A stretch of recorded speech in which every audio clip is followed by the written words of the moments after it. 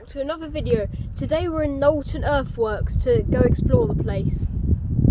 Please remember, if you can, to like, subscribe and comment. We'll start the video in an old yew tree enclosing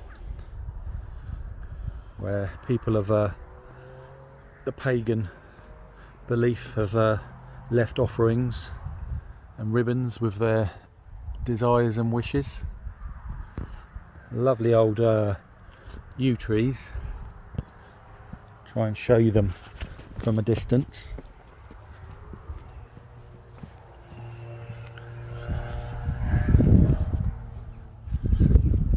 It's actually a spot we came to around 10 years ago when Pagan was very young. He'd only just learnt to walk.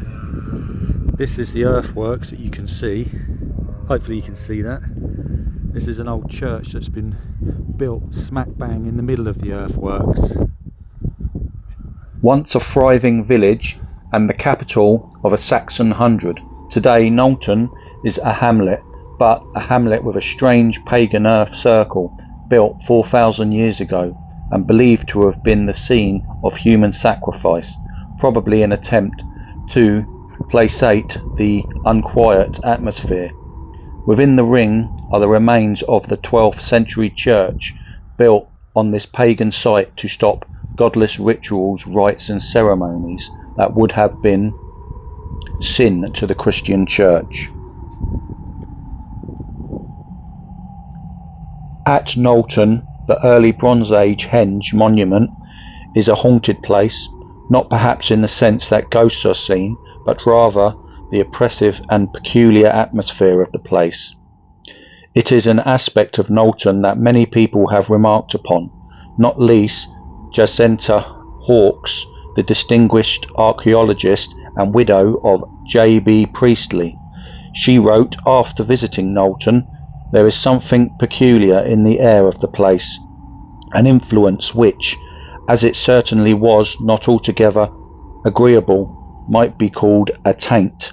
And in her reference to Knowlton in her guide to the prehistoric and Roman monuments of England and Wales in 1951, she wrote, "Perhaps places where men have felt intensely and acted violently never quite rid themselves of the effects.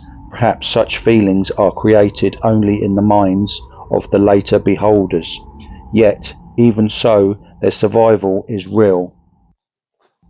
Of all the sites visited by Hawkes, including many ceremonial sites and graves, only Knowlton circles imparted to her the feeling of a brooding malevolence. John Masefield felt the atmosphere and himself told me he would never forget his visits to Knowlton, and he later wrote of this place, "Something passes me and cries as it passes on the chalk downland bare." Frank Thorne of Bournemouth has written recently of his experience at Knowlton circles, of unreasonable fears and an uncontrollable urge to leave the place. He wrote, "I went there November evening, close to sunset. I had stopped to see what the responsible government ministries had done to preserve the place, but no sooner was I going through the gate that I knew I must leave, that I was just unwelcome, so I left quickly and in the wrong direction. I would not cheerfully return there, especially at night."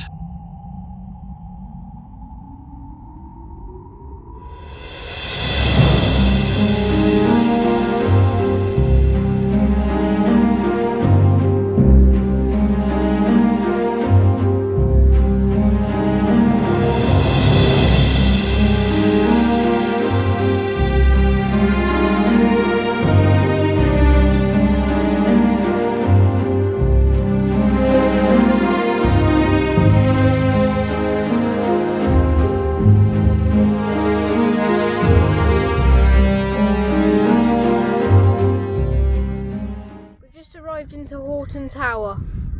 Yep, welcome back everybody.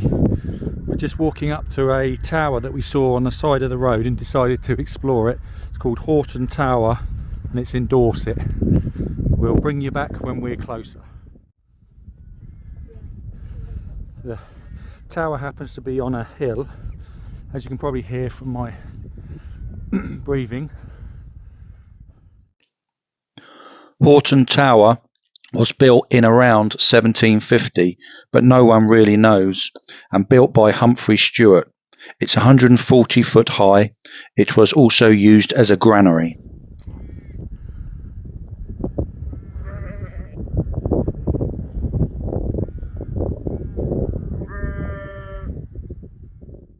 Here we are at Knowlton Tower. It looks like it's a home for sheep. So it's all very slurry around the bottom, and it smells. As you can see, it's a sheep farm.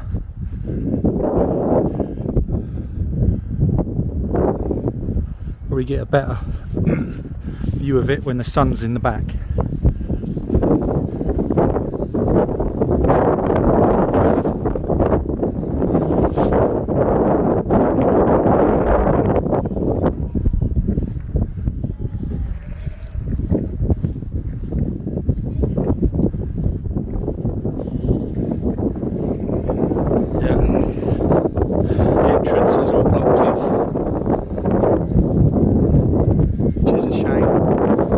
Nice to go in there.